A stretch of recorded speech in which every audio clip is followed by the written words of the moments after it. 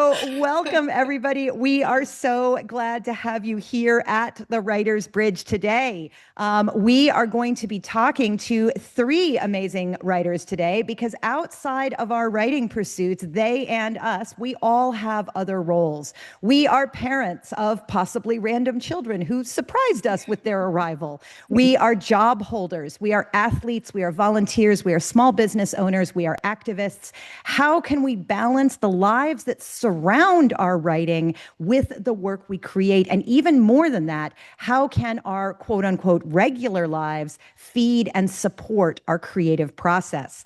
And while you're here today, go ahead and drop into the chat. Where are you coming in from? And what are your roles that complement your writing? Are you a parent? Are you a fabulous attorney for an airline? What do you do that colors your life and that colors your work? Drop it in the chat along with where you're from. Our three fantastic authors today are going to be Blair Glaser, Jocelyn Cox, and Jacque, and they're going to share the surprising ways their extra obligations and their passions have provided inspiration, content, and transferable skills. And of course, the question we all want to know, which is how the heck do you handle all that multitasking? But first, hey, Charla, what is coming up with Craft Talks webinars? Just making sure I'm not on mute. Hello, everybody. Welcome. Happy to have you here on this Tuesday, in my case, afternoon. One of our all-time favorites, Stinty W. Moore, is back tomorrow with Pleasures of the Personal Essay. It's all about new ideas and new forms and, of course, where to publish your essays. We also have Michelle Cutler teaching a Saturday seminar, Turning Your Memoir into a Screenplay. That's April 11th, and early bird for that ends tomorrow. So I'll pop those into the chat. And Allison, what's up for you? I am doing one of my favorite workshops of all time, which is writing memoir without fear, avoiding trauma, legal issues, and your mom's hurt feelings. I'm going to be teaching that for Jane Friedman. That's going to be April the 8th. Love to have you guys there. We will drop the link in there. And I also have coming up at the end of April, Query Boot Camp. That's going to be April 24th to 26th. It's a 3-day event hosted by me and literary agent Jessica Berg, who many of you have met in our pitch and platform events. Jessica and I are going to be teaching authors how to write their queries, and then guest agents will be coming in to hear those queries and give feedback. We also have a panel of publishers who will discuss what they're looking for right now. And I will drop those links in the chat. I also have one special note for you guys, which is that literary agent Jessica Berg will be joining us today, along with Andromeda Romano-Lax and Tamara Dean at the end of today's session. The four of us are going to be leading writing and publishing workshops on board Queen Mary 2, sailing from London to New York this September. And after the Writers Bridge, we're going to spend 30 minutes in a pop-up open house to tell you all about the event and answer all your questions. So if you would like to know more, stick around. Charla, what's going on? I'm ready to introduce our first of three authors. They are all writers with significant other roles in their lives, and most of our community is. I mean, I can't think of one person that isn't doing more than one role in their life. Blair is a former psychotherapist. Blair's looked deeply into herself and the past in her memoir. Will you introduce yourself and tell us about your latest book and the roles you're balancing? Sure. Hi, everybody. It's so nice to see everybody here and so many faces that I've seen on social media and now get to see in person. My book is This Incredible Longing. It is a memoir about my time leading up to and living in an ashram in my 20s. It's been out for about a month and a half now. And for many years, I did serve as a therapist. But now I work mostly as an executive coach and writing coach. I saw somebody in the chat is also a business coach. I'm a dog mom. I'm a spouse. I'm a friend, a role that I take very seriously. And I think that covers it. Great. And what is your biggest balancing challenge, Blair? My biggest balancing challenge is prioritization. Which thing is going to come first on which day? Once I get that, then I can really find the flow. Love that. Absolutely love that. Jocelyn Jane Cox, I remember being so thrilled when I saw your Slate article, which was beautifully titled, When You're Absolutely Positively Not in Love with Your Ice Dancing Partner, because Jocelyn skated with her brother for many, many years. Jocelyn, your memoir is out this year. Tell us about that and the roles that you're balancing. Yes, thank you so much, Allison, and hi to everybody. Yeah, my memoir is called Motion Dazzle, a memoir of motherhood, loss, and skating on thin ice. And one of the predominant other roles in my life is that I was a competitive figure skater, as Allison mentioned. But for a good 25 years of my life, I was balancing coaching figure skating and writing. And for some of that time, I was also in the mix was giving care to my mother, who ended up having many health issues and ultimately had dementia. So I was juggling some stuff and I'm interested in this topic because I think that our roles can be our different roles can give some frustration, but they can also enrich our lives and give us a break from those other roles. I Yeah. love that. I absolutely love that. Yeah. And we also have Jackie, who you And also have a Jackie, I'm pretty sure I mangled the your last name. How do you say your last name? Gorelick. It's okay. My whole name is Gorelick. just like, it's a test. Jackie Gorelick. test. We're like, all Yes. right. All right. You have a memoir. It's right behind you, right? It's coming out this year, and the cover is beautiful. Can you tell us about your memoir and your Thank you. background? Sure. So my memoir, A Map of a Heart, a memoir of love, loss, and finding the way home, is the story of a new mother's life upended by a medical crisis. And it came out in February, mid-February, with Vine Leaves Press. And I am a mother of two. I have a freshman in college and a 13-year-old, two boys. And then I was a teacher for many years. And before that, I always worked with kids. I worked in many different environments. So, tutoring and different educational environments and as a nanny. So I come to writing from a long background in education with young kids and K through 2. So now I am no longer teaching, but there was a bit of juggling while I was starting out my writing transition into writing from education. And so now I'm a mom, I have dogs, I have a very old house that is in constant need of attention, and just all of life's demands that come into play. So yeah, it's like everyone has said, I think those roles tend to frustrate, but then also when we kind of head into another role and take a break from one that might be frustrating us, it is kind of nice to toggle between them. And I was even giving this advice to my college kid the other day, who just wants to have everything happen, in the one area that he's really focused on. And I said, hey, life is what happens while you're doing everything else too. So you've got to have all those selves. And I guess I should take my own advice. So yes, thank you for having me in. I'm happy to be here. So true. So absolutely true. So let me ask you. So one of the things that I've noticed is one of my first real jobs. Okay, so my first real job was shampoo girl at a hair salon. Like I wasn't allowed to cut the hair because I was only like 15 years old, but I was allowed to shampoo the hair, which like, how is that even my life? But later on, I became a temp. And one of the things I needed to do as a temp was type a whole awful lot. And I have to say, being able to type fast is the best thing I got out of that whole experience, even though I got to say in my head, Ryder, Watson, and Goldstein, PA, how can I direct your call? It's going to be stuck there until I die.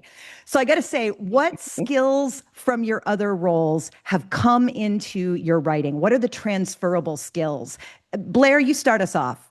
Sure. As a coach, I have had the privilege of listening deeply to people for a long time.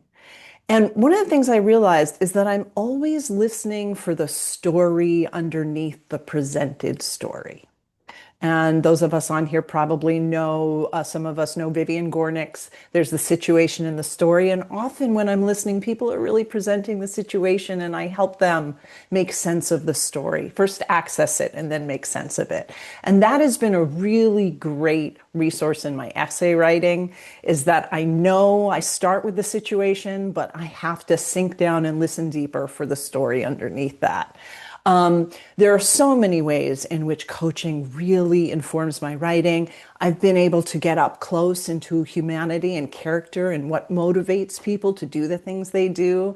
I've helped people understand in a sort of editing way how the story they're telling themselves and the way they present it lands in opposition with what they want. So those kinds of things have really helped me with my writing, including the patience to know that the story won't always appear when you want it. And I, as Jackie's kid really reminds us, we want to just get to it and sometimes you can't, which is where other roles really help, right? Like when my dog is needy, sometimes it's annoying because she needs to go out, but I want to finish that sentence. But the break from the writing also is really helpful because it gives me time away from it to, in some ways, regroup and come back and see it with fresh eyes. So I have more to say, but I'll stop there and let other people give their. Jackie, what about you? What's been your transferable skills? So I think that we think of education and especially elementary school, like even though it's changing and it's transforming, but we think of the teacher in front of the classroom directing how things will go. Like they have all this power, and so partially that's true to the extent that we come to the classroom with the prepared lesson and the goal for learning. But there are so many moving parts, especially with young kids, and there's so many different variables coming at you that I think that I learned to respond to the situation at hand and kind of ride the wave as it was presented to me. So whether or not that meant I had to slow down because we're losing some of the students, we're losing some of the learning, or speed up because they're looking at me glassy eyed because they already know this material, really read the room and respond to the different variables that are changing around me and coming at me. And I think that that lends itself well to writing kind of in all facets, like the drafting phase. Do we need to research more information? Do we need to go back to this, seed of what we're trying to say? Are we actually achieving that? And the revision phase. So I think a lot of that kind of just responding to a situation that you can prepare as much as you want for, but really have very little control over until you're actually in it. I think that helps with the writing process. I love that. And Jocelyn, I'm going to slightly redirect the question for you because I know that you came of age in ice skating when figures were still a huge big deal. And people came into the main competition with these scores that nobody understood and nobody had seen. And then we're like, why did that person win? Inside edge, outside edge, figure eight. Has that informed your writing, that level of attention and precision and focus?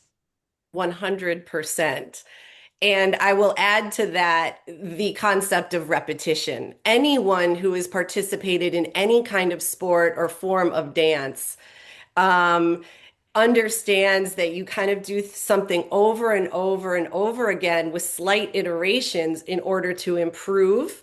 And that means, you make it better, but you also grow more strength in that process. So I am quite a reviser. I am committed to revising. The first draft is the first attempt at choreography, and then you reiterate that in skating. Everything you saw at the Olympics, that started as one thing, and over the season, it was practiced over and over and over again. It was revised until we saw it on the Olympics or at the recent World Championships. And I think it's on all of us to sort of examine our capacity for revision, our capacity for repetition, and be willing to say, I'm going to do this one more time or 10 more times if that's what it takes. I was wondering if anyone could speak to is anything that surprised you about how your other roles have informed your writing? Yeah, I mean, I always saw it sort of as competition with my writing time. And when I realized that not only does my coaching inform my writing, but my writing informs my coaching.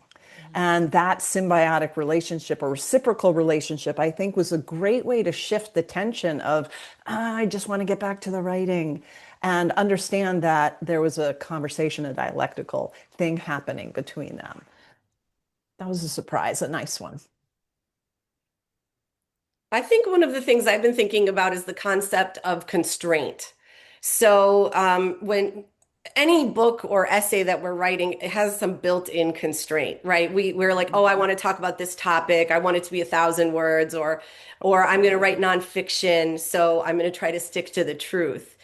And so that's been one of the big surprises that I've realized through this journey is that in figure skating, I was working inside a rectangle and with a certain number of rules. And I would say, even for ourselves, we set up a rule for a piece. If we're writing like a hermit crab essay, or we're writing a certain type of essay, whether it's a service piece or a short story that's, horror or whatever, there are going to be certain rules, and I use that word very loosely, but certain constraints that are actually really helpful. There is something called wild ice now. I don't know if you've seen these beautiful videos of people like up in Canada, like out there. I mean, it's gorgeous. Very little constraints, except I hope that ice is very thick. But I think that can be sort of interesting to think about. And as a coach, I was dealing with tons of constraints. I was dealing with a crop of students that had varying levels of talent, varying levels of income, varying levels of ability to practice. And so I think it's really interesting to think how constraint can actually like foment more creativity, because you're working, you can do a lot of creative things inside a rectangle, I learned, and you can do a lot of cool things inside any kind of constraint or rules you set up for your own writing. I love that you use rectangle there, because that's like a page, right? A page is a rectangle. And I also find that constraints are really, really helpful. So that was great. Jackie, do you have anything you want to add to the surprises? Sure, definitely. So I think with education and teaching, there's a lot of independent time where you have to be really self-motivated and self-driven and pretty resourceful to figure out how to meet the needs of the students that you're working with. And of course, there's curriculum and guidelines, staff meetings, evaluations, all of those things that all jobs have. But a lot of your time is spent especially if you're working with young kids, the only adult you see for most of the day, maybe in passing are your other teammates, but you spend a lot of time alone and thinking about how you're going to own the trajectory of the content in your classroom. And I feel like that translates to writing, where, of course, there's a lot of time spent alone, but it also highlights the need to be really resourceful and self-driven and kind of scrappy. Like, you have to go out there and you have to find what you need. And I would say along with that is kind of all of us here today, like, find your community and find the people that can support what you're doing as a professional, and maybe also just as a human who is like-minded and doing something else that other colleagues are doing, because you could easily spend your time teaching young kids, and not visit the staff room, not see your colleagues. So it's this kind of balance where you have to be self-driven to meet the needs of your professional self and your also kind of emotional self I to love move that. forward. Find your And people. Yeah. yeah. Great. So I want to ask you, I have been trying to move away from multitasking lately. Like, I am an octopus when it comes to multitasking, and it is really hard to track all of those arms. I've been trying to focus more on uninterrupted blocks of what Cal Newport calls deep work time. Jackie, tell us about writing in the windows our lives allow. You've done a lot with working specifically under time constraints. How does that work? So I think I had to learn not to be very precious about it. Like, there is no muse. There's not this romanticized. I mean, of course, there can be the romanticized moments where you're really in flow and nobody's interrupting you, but those are not the norm a lot of times when you're juggling multiple roles. And so I think writing on your notes app while you're waiting at, a class, waiting for your kid to get out of some lesson or something. I wrote a lot of this book she's in my acknowledgments at my kid's tutor's house, in her living room. She just let me sit down while she worked with him. So I think not being very precious about your how you're going to do it. If you get an idea and you're in the checkout line at the store, like jot something down. So yeah, I would say juggling that. But I also like what you said about the multitasking, that you're trying to get away from it a little bit, because I think it can deplete the creativity. The more it dilutes it, maybe it doesn't deplete it. But so I like to think of those activities as kind of, they occupy my body but not my mind. So for me, it's gardening. Maybe that's why I'm drawn to organizing when I'm trying to work something out, because I'm doing something and I'm feeling like productive. I'm not just sitting staring at the wall waiting for the answers to come. But while I'm doing that, I think it does free up my mind a little bit, rather than trying to do everything all at once, layered on top of each other. How about you, Blair? How do you fit it all in? Where Well, does the writing go? I actually want to talk about something that Sherry in the chat wrote about, which is the fatigue from your other roles, because that really is, I think, one of the things that multitasking makes us face. And what I feel like we all can really benefit from is understanding when we're in different roles and creating rituals for those transitions. So to go from like hours of mommying right into writing is probably not going to work. What can you do? It doesn't have to be long and it doesn't even have to be so extensive. But what can you do to mark the transition from mommy role into your more creative, tapping into your unconscious self? What works for you? And those are the things that I think everybody needs to design in a multitude of ways for different roles. How about you, Jocelyn? Yeah, I'm going to make an argument for compartmentalization and just staying really focused on the task at hand. And also then knowing that when you have to go away, that is a break from that writing task. You're getting a break, but there will be that inevitable. I believe there's constant percolation. Something's happening, like we were saying, in the subconscious. But I also think it's about being sort of, if to the extent that you can, being intentional about the different roles that you do get involved in. I mean, again, to the extent that we can. When I was starting off my career, I had just finished an MFA and I had two opportunities. I could either go into the advertising world. I was doing some copywriting at the time, which would have been at a desk on a computer writing pithy stuff for other people. Or I had the opportunity to teach figure skating, which was active and away from a computer and completely, not that there weren't relationships between the two things, but physically very different. It was and felt very different from the writing. And so I created a life where I would be like, oh, now I get to sit down. I was on my feet all day. Now I got to sit down and be on a screen. Then, okay, writing's a little stuck. Okay, I have to go to work and I will now be active and seeing 100, like 100 people in an ice rink a day. And not that I was teaching 100 people, but in the building, there might have been 100 people. So it was not as isolated. So it's not such a bad thing to pick roles if you have the ability to do that, that might be very different from writing, because then you will get more of a break and you can do that compartmentalization with the added percolation on the side. Yeah, I think being in your body is really important, especially when you spend so much time in your Mhm, head. mhm. And I have, unfortunately, all of my life, it feels like I'm in front of a screen. Like my whole life, I've orchestrated it. So it's just me and a keyboard, except for teaching. That's also a lot of keyboard time.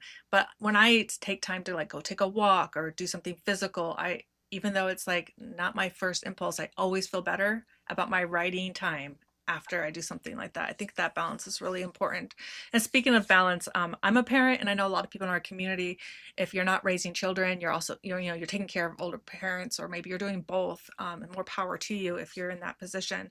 But how do you make space for writing when things that are taking up your time are also motivated by love? You have two things that you love. How do you make that decision in your mind, or how do you make that space? Let's start with Jacque.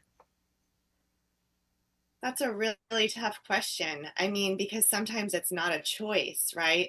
There are things that pop up that I don't get to pull away from and say, well, I'm going to go write while you have 103 fever, or while, things that come up as parents. So I think that, I think the biggest thing that I've done that helps me is to trust that the time will come somehow eventually, because if I get really stuck in the frustration of the moment and I feel like I'm missing something that I really wanted to do, needed to do, it's on, the docket that I had planned and I can't do it, I can get really worked up, and then that hurts everything I'm doing. Back to Jocelyn's point, like it hurts the goal of my parenting and my caregiving or whatever it is at the time, or my teaching at the time, and then my writing, because my brain is just jumbled up. So I think trusting that. But another way to do it is just to take the pockets where you can. I mean, I know we don't want to talk about the pandemic, but one of the things I did there was just get up at 5 in the morning at least 3 times a week, because it made me feel like I could meet my kids in the morning for school, and I at least had something that I had done already for myself. So I think it doesn't always work to do it in the morning. It doesn't always work to do it in the evening, but however it works in your life, to try to at least carve out that tiny bit of time, even if it's listening to a craft podcast while you're cooking dinner or while you're doing laundry, something that feels like you're getting some feedback that is just for you, for your craft and your, professional goals, while you're being pulled into other things. I love how you have mentioned a few times in your answers this idea of flexibility of like, this religiosity, like I want it to happen. So if it doesn't happen, I get really frustrated. But what it really means is making space and flexibility so that, you leave a little room for life to happen, because we really can't force the thing. Jocelyn, what are your thoughts? Yeah, this is making me think about like the how healthy full breaks can also be, and trusting that you will come back to it. I mean, like Jackie was saying, trusting that you'll come back, but a break can be a day. A break can be a couple years. There are certain seasons of life where you may not be able to write. When I was caring for my infant and my mother who had dementia, writing was simply not a possibility. And I had to accept that. And I had to trust that I would come back to it. I have been writing on and off for 30 years, and I've seen myself. I took sort of a 5 year hiatus while I was doing a lot of local political work. And all of that has sort of enriched me. I mean, let's also, the elephant in the room is that all of our other roles can provide content, whether we're writing poetry or memoir or a novel. These other worlds can provide settings and different personalities and characters, etc. But I've had to accept at certain points in my life that writing was not possible, but I still believe that something was cooking. I started writing my book 7 years after the primary event in the book, which was my son's first birthday. I think that book was it was just sort of building by the time I started it 7 years ago, almost 7 years after to the day. I think it was in there, but I was not on the keyboard, and I was writing political stuff in that time. I guess that was keeping my writing going to an extent, but I think it's just trust that you'll get back to it, and don't freak out too much about any break that you may be forced to take. Yeah, Phoebe said in the chat, oh, sorry, no, Efron was quoted in the chat by Buick, everything is copy. And yes, I mean, if you don't live life, what are you going to write about? I mean, you're going to be coming up empty. I'm curious, Jocelyn, when you were in that experience with your mother and your newborn infant, were you thinking to yourself, I can write about this eventually? Like, were you paying I attention to it that I'm way? not sure. I think it was more subconscious. I was so distracted, and then I was in major grief, and then I had a little kid, and then it was the pandemic, and now I did start the book during the pandemic, but I wasn't taking notes. There was no journaling, which I do think is a great thing to do.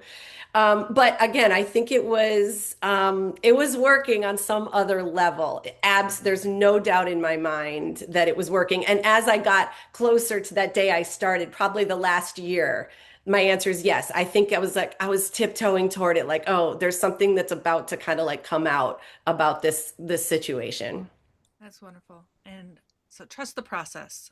Blair, any Additional Yeah, I thoughts? do. Allison was talking about carving out time for those deep sessions. And when you have a lot of competing roles, I just want to give everybody an exercise that they're probably already doing in some way or another. But if you have an electronic calendar, to sit down on a Sunday night, take 15 minutes and look at your time slots and plan.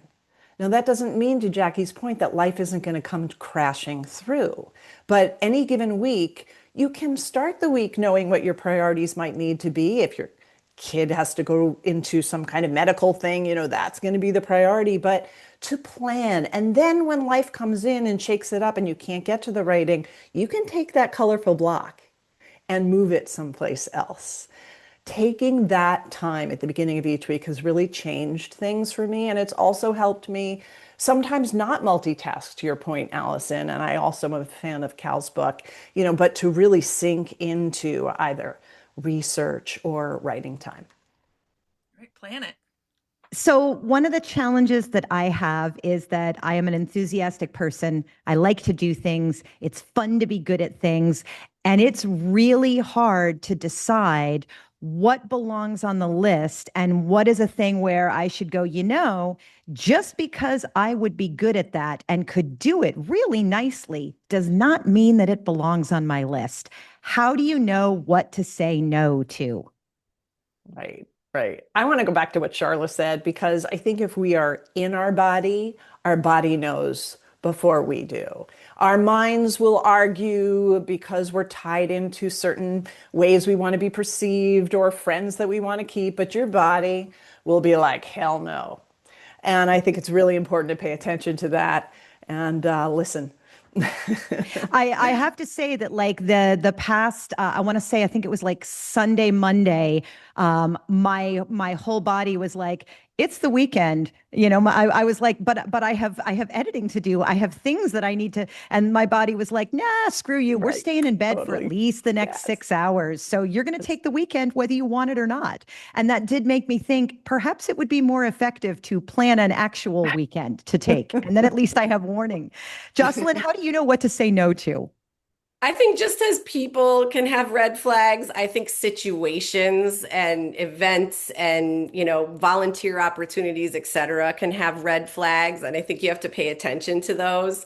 On the other hand, I think it's okay to also try things and then say, hey, and you can't always get out of things, but you can try things. There's certain things that you can get into a certain distance and then say, you know what, this isn't what I thought it was, or this isn't going to work out for me and the other things that I'm going to do in my life. So I think give yourself that permission to try things and quit them and do it nicely and don't leave people completely in the lurch or whatever. But I think it's okay to back out of things when your body is telling you you absolutely have to.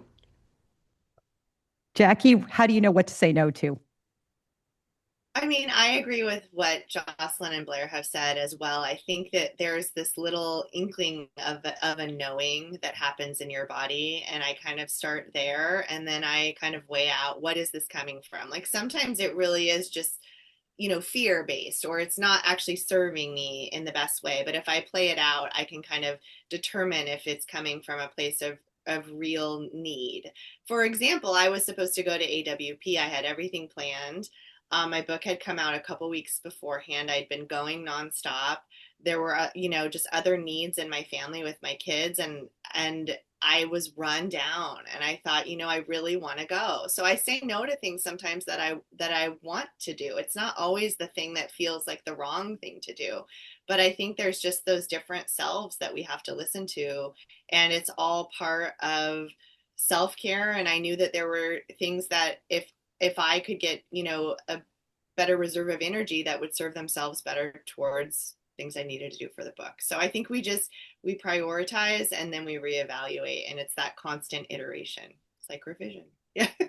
I have at least trained myself to start saying, that sounds amazing. Let me check my calendar and I'll get back to you in a day or so, instead of saying yes or no right in the moment. And that has Yeah. helped an awful lot. Yeah, Yeah. sleeping on a decision makes a big Yep. difference. Yep. And Definitely. I can't tell you how many times I have to tell myself in the middle of the night, this is not a good time to be agonizing over a decision. Just wait until you wake up and trust morning Charla. Nighttime Charla, she doesn't make good decisions. Morning time Charla is much better at this. Have any of your other roles given you access to communities or stories you never would have encountered otherwise? I know we touched upon this a little bit already, but how did that expand what you felt permitted to write about? Did it give you permission in some way? Blair, do you want to start us off? I'm thinking about the yoga communities and my time teaching women in particular, which I did at Omega and other retreat centers. And I'm thinking about how I've always been interested in what helps people feel like they have authority, and I love that word, authority and authorship in their lives. And so I think that that part of my history and that part of my role is definitely something that guides my writing and the kinds of things I'm interested in writing about. I'm embarking on fiction now, but I still think it's going to be centered around what makes people, and I think women in particular, stand in their authority. Jocelyn. I think, oh, Oh, sorry. sorry. Jackie, go for it. No, go ahead. I was just going to say, I think that for me, I've kind of always had one foot in childhood in terms of at least thinking about it and considering it, because that's where a lot of kind of the subjects that I write about that have to do with the adults who let me down and kind of the life that went off track and mother loss and other kind of displacement happened. And so I think teaching young kids, there was definitely, probably some subconscious need for me to revisit that time and have it play out differently, have it in a more secure way where I had agency and control over it. And I mean, I didn't go into it thinking that, but I look back and wonder that now. So I think in terms of writing about that time period, I don't know if being an educator gave me more permission to do so, but I think it gave me more perspective on that age range. And it gave me more ability to look back on this time that was really fraught in my life and have some other evidence of what that time period can look like for other children and other families and other people. And I think all of that helps with writing and thinking about, different aspects of how we write about those times in our lives. Yeah, I'll add to that. I think it's interesting to think about our past roles. We've all had past roles, Yeah. right? Whether that's as a high school student, whether that's as a young mother, whether that's as previous jobs or previous hobbies. I was writing about skating for many, many years while I was coaching it. But I will tell you, I haven't been coaching it since 2020, and I'm still writing about figure skating, but the way I'm writing about it has totally changed. Mm. Speaking of the word permission, when I was in it, I was keeping it very light, very positive, and I wasn't being not true to myself, but I felt that I had to be sort of positive about the sport and my own experience within it at that time as a skating professional with several students that I was guiding through the sport. Now that I'm no longer in that particular professional role, I have been able to get a little dirtier, meaning like exposing some of the things that were not so positive about it. So I think we're talking a lot about current roles, but I think it's really cool to think about prior roles and how they can, sort of make their way into your writing and the perspective, like Jackie was saying, the perspective that can come over time as we're thinking about the many roles that we've all had as when we reach a certain point in life.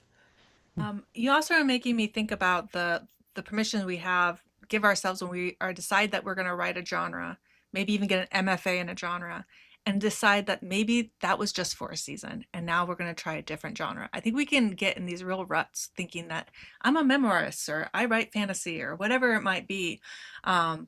So giving ourselves permission just to go toward the inspiration, go towards the work, I think is a great reminder. Thank you.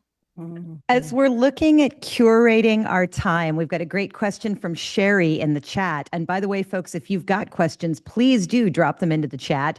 Sherry asks, what are good ways to say no to requests you don't have time for or just plain don't want to, but it is meaningful to someone else?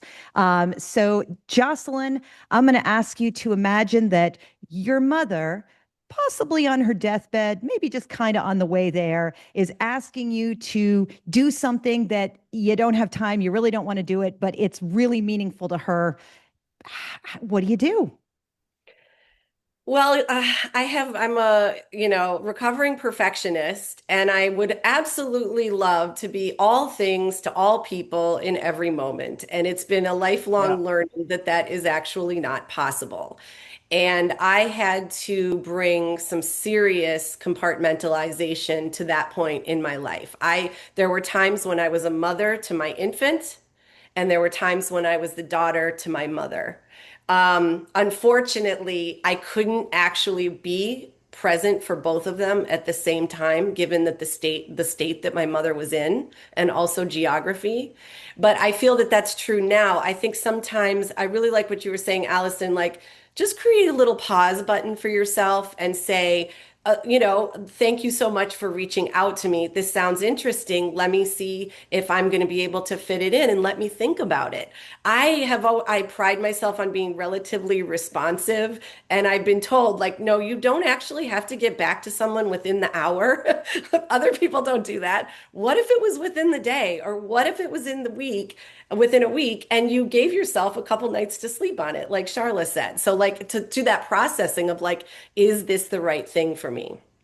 Blair, how do you risk disappointing people you love who want you to do something that it's just not the right moment? Breathing into a paper bag is always a good solution.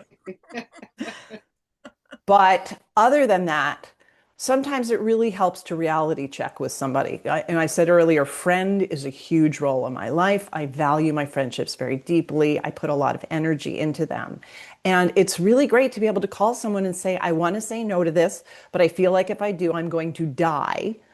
So can you, help me reality test this? Is this something I need to say no to? And can you be there when I hit send on the email or get off the phone call just to help me stabilize and realize that everything in the world is still fine? How about you, Jackie? Charming small I'm child looking up at you. Please, Miss Gorelick, please. So I think for me, the things that I started to say no to were like I would make rules about things. Like I used to volunteer a lot for my kids and their classes and their lives. And I got to a place where I said I will only volunteer. This sounds really awful. I mean, I don't know if I should say this, but it's the truth. If it's directly impacting like my child's experience or the teachers because I want to, support them. But the peripheral things that fall in other categories, I just stopped putting my name up for those or saying yes to those. And I would get asked a lot. And if they didn't fall into those boxes, I wouldn't take them on. And then when it comes to day-to-day things, like Blair said, I mean, my friends are my family. And so it would be really hard for me to say no to something that was absolutely dire for a friend. I would probably pretty much turn everything upside down to make that work if it was something I knew that they were reaching out to me, in crisis mode. But other than that, I think a lot of open communication, a lot of how can I support you, but I can't do this, but I would love, can I do this? Or, negotiating a way to be supportive that still fits within the constraints of time, because we all just have one pie chart of our lives and days, and we have to make everything work. So Don't worry, Jackie, it's not being recorded. So you is can say that. But the yeah. PTA president on the seat? No, I think also not everyone needs an explanation. I think that's also our Yes. no's have different levels, right? I had a student reach out and ask for something, and I said, I'm as busy as I want to be right now, or I can be right now. Like, sometimes I don't need more of an explanation than that. But yeah, great. Allison, do you see any questions in the chat we can I answer? do. We have a great question from Tammy, and this is one that I think is particularly relevant to our community. How do you balance your literary citizenship, staying involved and invested in the writing community, being on Substack or Threads or Blue Sky or Facebook, without reaching the point of it being so overwhelming that you're like, I just want to crawl into a tiny little hole and then pull the hole over top of me, or quit social media forever, or never talk to another writer again, because isn't it supposed to be solitary anyway? No, it's not supposed to be solitary. Jacque, kick us off. How do you handle the literary citizenship, the literary community?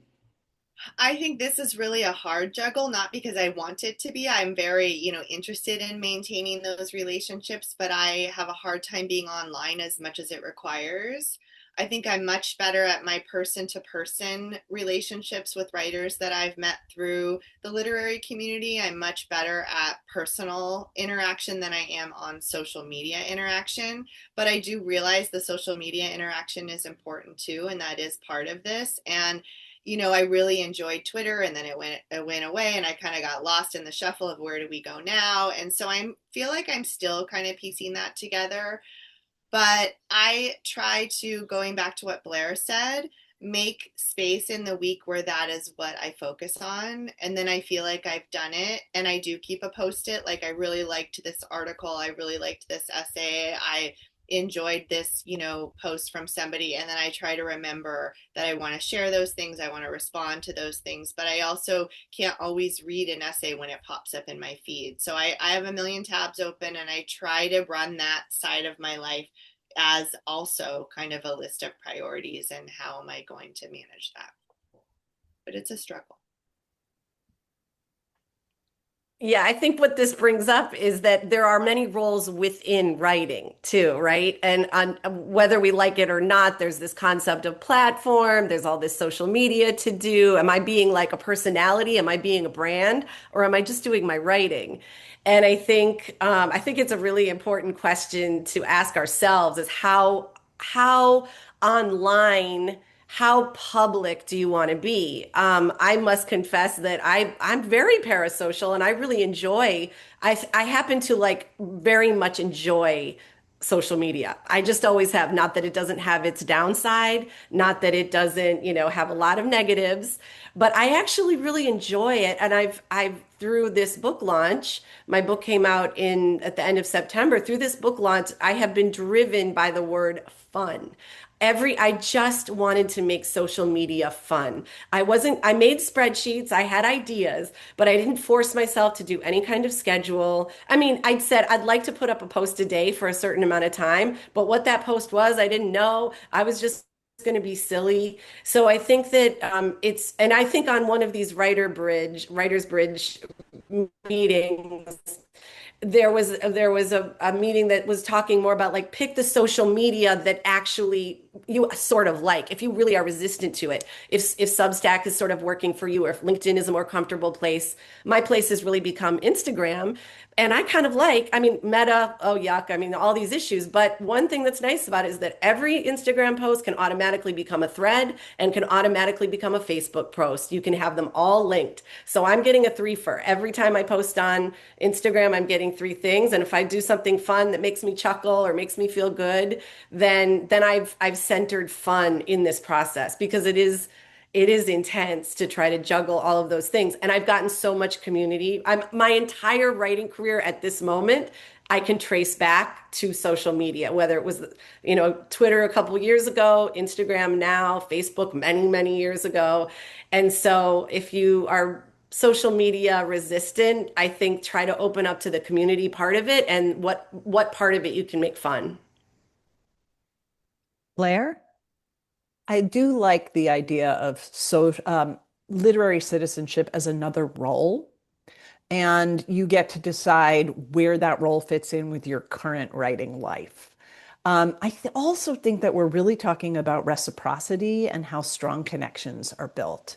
That there is something when somebody really shows up for you, especially unexpected, as great literary citizens do, to take note of that and find a way to give back. It may not be on the schedule that they want, but it can always be. And I do think that reciprocity is a really important point here. I do try to recognize when people take that extra time to post and share an article I've written and make sure to read their next article and comment or share back. I think that's an important way to build the community that we're in.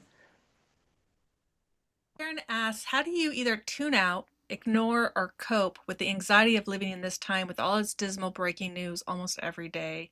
Other than getting offline, are there mental tricks for foregrounding, the writing, and backgrounding the anxiety? That's a great question, Karen. Does anyone That's have such a good question. tip or I tricks? nominate Blair. Thank you Phyllis for the Blair, how nomination. did we do I this? humbly accept. All right, let's go back to the body. Like when I have been deluged with really bad news, which I can get into a rut with, I kind of feel like poisoned by it. There's a current of anxiety, there's a current of disgust, there's a current of fear that goes through my being. And it does make it difficult to get creative. So I really like the idea or ritual, whatever works for you, of getting the poison out.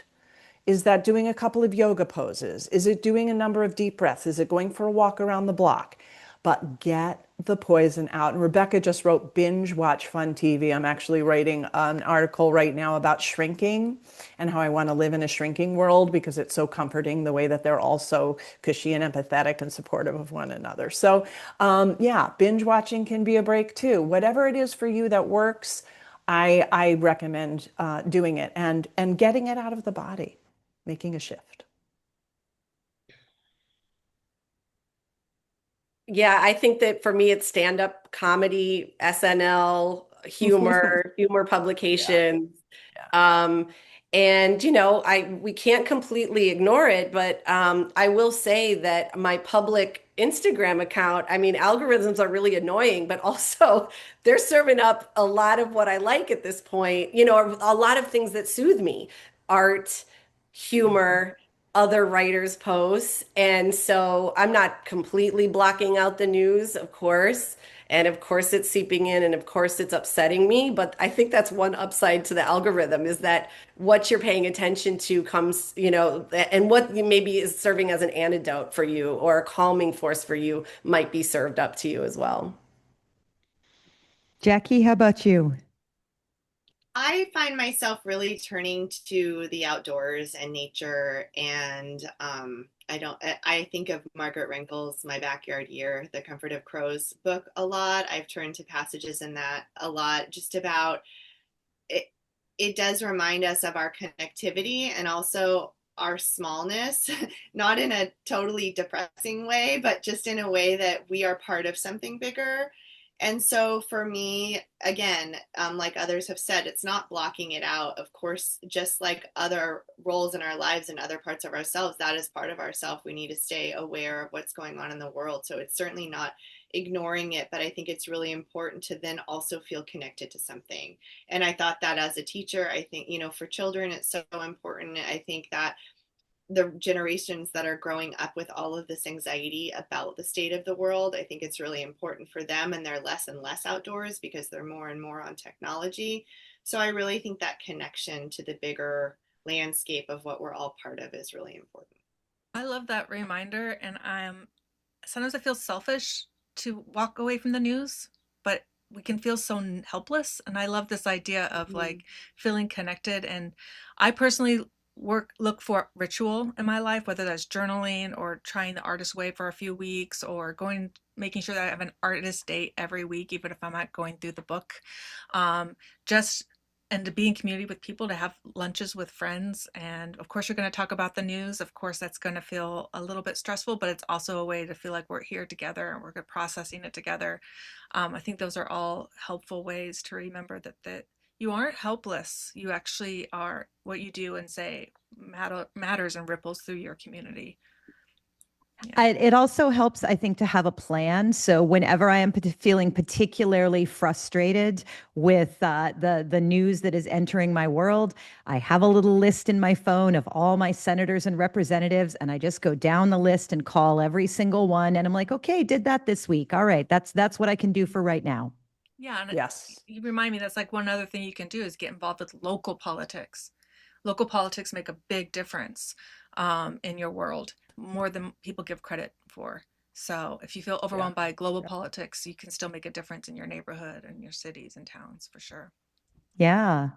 We have one really fun question from Marina in the chat as well, which is, do you ever get to a stage where you feel like the writing is the obsession, that's where your focus needs to be, and nothing is going to pull you out of that? Do you get that? Do you handle that? What happens when that happens? Blair's nodding. My husband sulks for a bunch of days. He just sulks. He's making dinner more than he wants to. It's just like, my dog sighs a lot by my chair, this, and that's how that goes when that happens. Mm-hmm. Yeah. Jocelyn, do you get obsession? Oh, absolutely. And I think there is something to be said for flow state. And I know, Allison, you talk a lot about being like a binge writer. Like, do we have to write Yeah. every single day, or can we do like these big bursts of focus? I wrote my book at night after my son and my husband had gone to bed, and it was like very exhausting, but I was writing from like 10 until like 1 in the morning, 10 at p.m. until 1 in the morning, where I was alone and I could enter a flow state where I wasn't getting any phone calls. There weren't any birds chirping. I wasn't washing dishes. I was simply me and my computer and the people inside my book. And so I think that, yes, that there's nothing cooler than getting inside that for a little while, if you possibly can. How about you, Jackie? Yes, I definitely do. And I think that it requires a lot of planning to make space for that.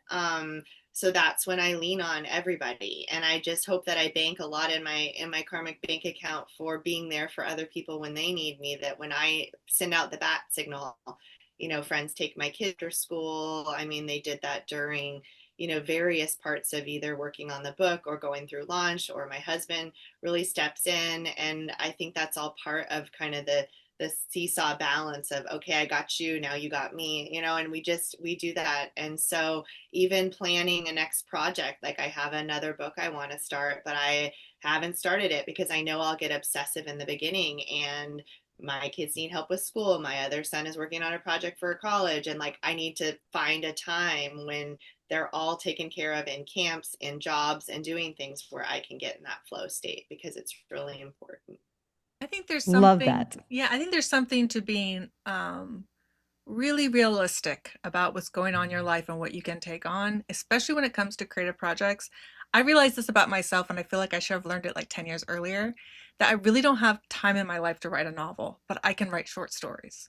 And just letting myself do that, and then finding that when I have these moments of obsession, and that energy is so wonderful, and that I can leave my writing session with an idea to come back to when I come back to my writing session.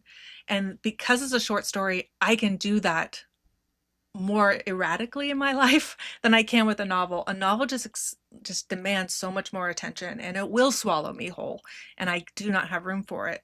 So I wish I would have learned that earlier, for sure. Charlotte, I am imagining your novel like the tiniest, most literary baby shark in the world, just like sneaking up to grab your leg. Yeah. In just a minute, folks, we are going to share our top tips of what you can do today to put this advice into action. We are also going to be segueing into our open house, our pop-up open house for the Queen Mary II Craft and Publishing Voyage. That's going to take about 20 minutes, 30 minutes. Stick around with all your questions to meet our literary agents, editors, and book coaches. We want to remind you to join us at the Craft Talks webinar series. We have some amazing webinars coming up. Dinty W. Moore tomorrow. Also, I'd love to have you join me at Query Bootcamp at the end of the month, which is going to be super fun. Please also forward the replay to a writer friend, or if you're watching on YouTube, hit the like and the subscribe. There's some sort of bell and there's a thing, and we're supposed to do just watch us, okay? Just watch us.